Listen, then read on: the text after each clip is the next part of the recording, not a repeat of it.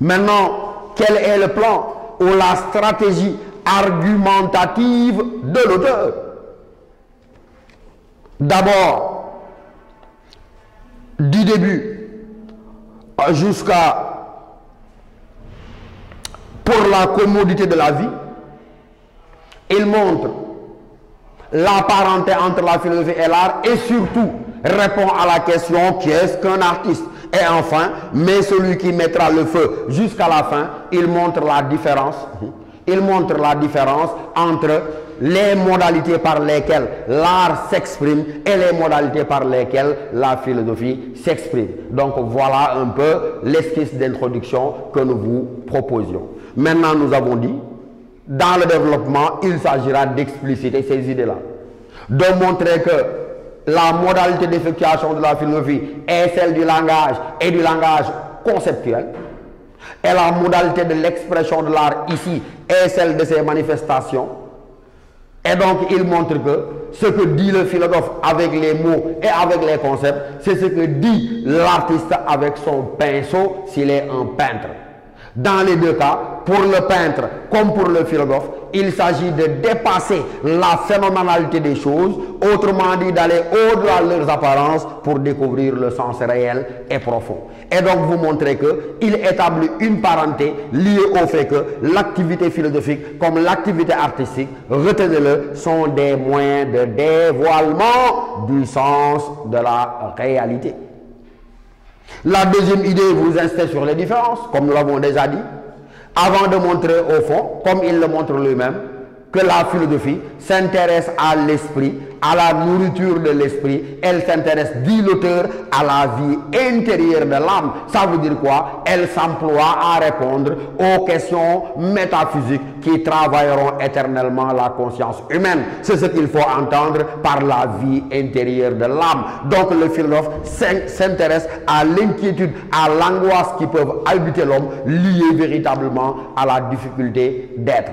Alors que l'artiste, il y parvient soit par la chanson, soit par la poésie, soit par la peinture, soit par toute autre forme de représentation. Mais la finalité des deux est d'ordre spirituel parce que de toute manière, dit Henri Bergson, dans l'art comme dans la philosophie, il faut aller au-delà des apparences pour dire et dire le sens profond de la réalité.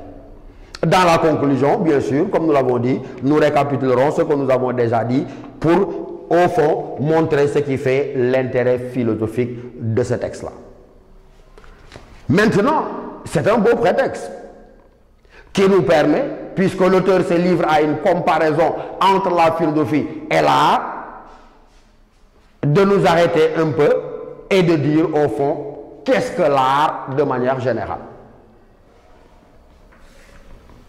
L'art n'est pas la philosophie, dit l'auteur.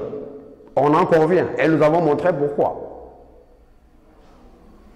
On étudie l'art dans le 4e domaine pour être fidèle à l'organisation du programme de philosophie en terminale. On étudie l'art dans le chapitre qu'on appelle l'esthétique.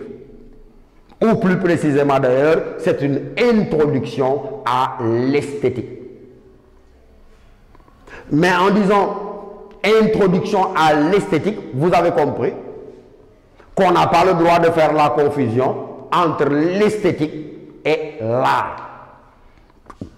L'esthétique est une partie de la philosophie qui s'intéresse bien sûr à la nature de l'art, à ses fonctions et à ses finalités. Donc l'esthétique n'est pas l'art.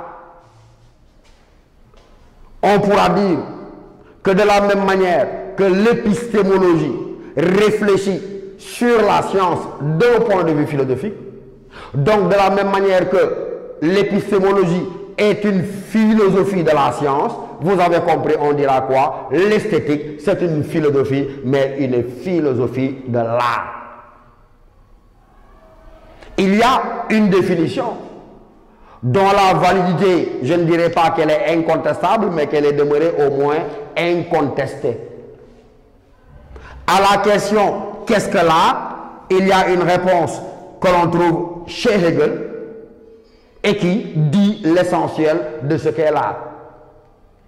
À cette question-là, Hegel dans son ouvrage intitulé justement l'esthétique, il répond en disant: l'art désigne la production du beau par les œuvres d'un être conscient. Si l'esthétique est la philosophie de l'art, et que l'art, selon Hegel, désigne la production du beau par les œuvres d'un être conscient, vous soulignez deux choses importantes dans cette approche hegelienne. Il dit d'abord la production du beau. Donc Hegel est en train de dire que l'art vise le beau. Mais il ajoute par les œuvres d'un être conscient. Une manière de mettre en évidence la rationalité de la production artistique. Revenons déjà sur la première moitié. Production du beau. C'est une manière donc de dire que fondamentalement, ce qui fait la différence entre l'activité artistique et le travail proprement dit, c'est que le travail a une visée. Le travail a une visée, mais on va dire une visée utilitaire.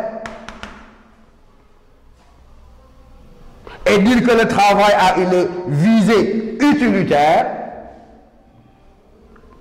montre la différence avec l'activité artistique qui, en tant qu'elle vise le beau, le contraire de utilitaire, en tant qu'elle vise le beau, on dira que c'est une activité désintéressée. Pourquoi? Parce qu'elle n'a pas de finalité matérielle. Emmanuel Kant dira l'art est une finalité sans fin.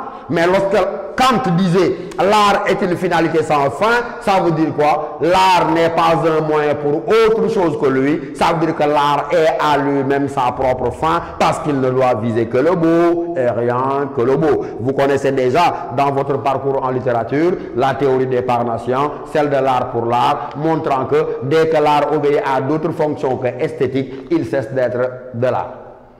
Donc lorsque Hegel dit l'art doit viser le beau, il montre la différence entre le fait que le travail proprement dit est une activité utilitaire, alors que l'activité artistique, elle se veut d'abord et avant tout désintéressée. Ça vous permet d'avoir une idée claire de ce qui fait la différence entre un artisan et un artiste. Un artisan, il produit des objets, même s'ils sont beaux, dont la finalité est d'être utilitaire. Quand je fais un canari, le canari peut être très beau, mais il a une visée utilitaire, et donc même s'il est très beau, il appartient d'abord à l'artisanat plutôt qu'à la production artistique en tant que telle. Lorsqu'il dit maintenant par les œuvres d'un être conscient, il est en train de montrer, comme je vous l'ai dit, que l'activité artistique, dans sa production, dans sa mise en œuvre, obéit à un ensemble de recettes et de règles entièrement rationnelles dans leur mise en perspective. Et donc, premièrement, nous avons dit qu'est-ce que l'esthétique, philosophie de l'art. Deuxièmement, qu'est-ce que l'art lui-même, production du beau par les œuvres d'un être conscient. Troisièmement, peut-être, qu'est-ce que le beau? C'est un vaste problème que de savoir ce qu'est le beau.